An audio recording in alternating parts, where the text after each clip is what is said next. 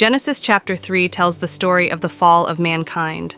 The chapter begins with the serpent, who was more cunning than any other creature. The serpent approached Eve and questioned God's command, saying, "Did God really say, 'You must not eat from any tree in the garden'?"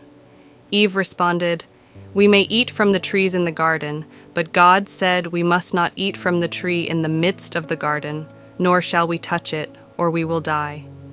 But the serpent deceived her, saying, "You will not surely die, for God knows that when you eat of it, your eyes will be opened, and you will be like God, knowing good and evil."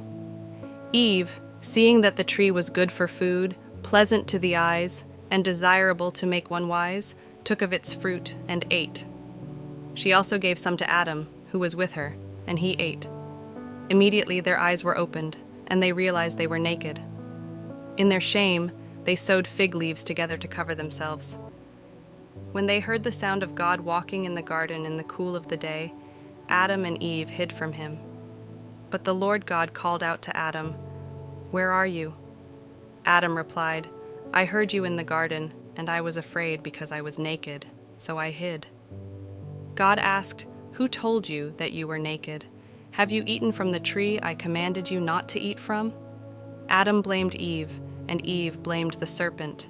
As a result, God pronounced judgment.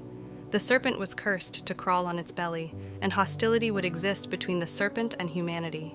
For Eve, childbirth would now be painful, and her relationship with Adam would be affected.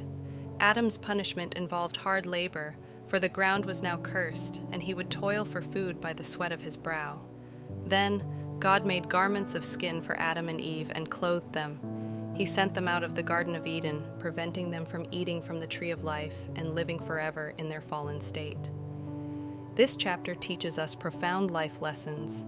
First, it shows the consequences of disobedience. Adam and Eve's choice to disregard God's command resulted in separation from Him. It's a reminder that even small acts of disobedience can have lasting effects. Second, we see the power of temptation.